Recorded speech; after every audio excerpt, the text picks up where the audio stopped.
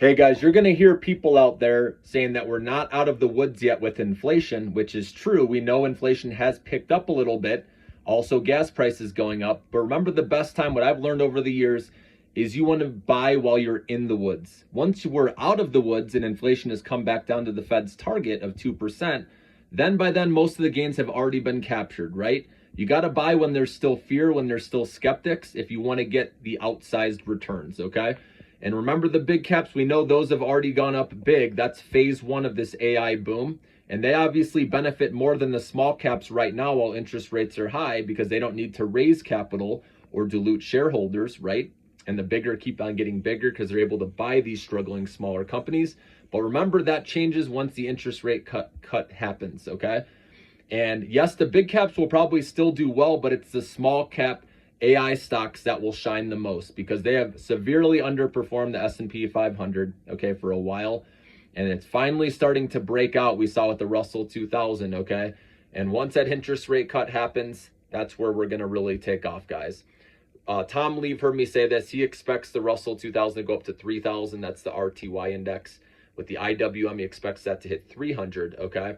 So if that's going up 50%, these AI small cap stocks are going to be going up well over 100%, okay? So keep that in mind.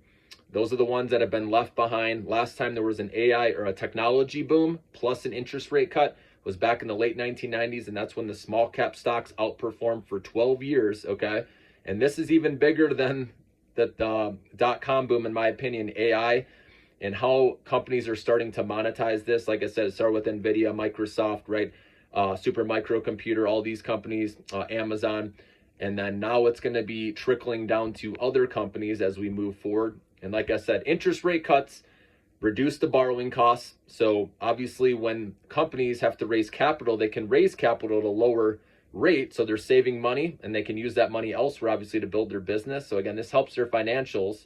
And then obviously consumers, right? Loan volume growth goes up when interest rates get cut, because it spurs more economic activity. More people take out personal loans, auto loans, and mortgage loans, right? Or HELOCs at these lower rates. And that's going to help like Upstart, like we talked about, in these interest rate sensitive stocks. So just keep that in mind. There's a catalyst on the horizon. Some people will say, oh, that's priced into stocks right now, but I don't think it is, guys. I don't think people are looking at those small caps. Not yet, but I can tell you later on they will be once. But by then, do you want to be buying when these stocks have already ripped higher?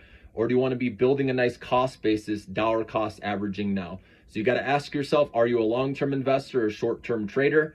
Okay, if you're a long-term investor, look at the big picture. Do you believe this AI boom is going to continue for the next 10, 20 years? Do you think interest rate cuts are eventually going to happen, even if they get pushed down the road from June to July to September, or even next year? It's still a catalyst waiting to happen, right? Or are you a short-term trader who's going to see, oh, oil prices, gas prices are going up, oh, inflation, oh, that's still a problem, right? And then you're not going to buy. And then, like I said, later this year, you miss out on the huge rally. So you got to ask yourself what kind of trader or investor you are.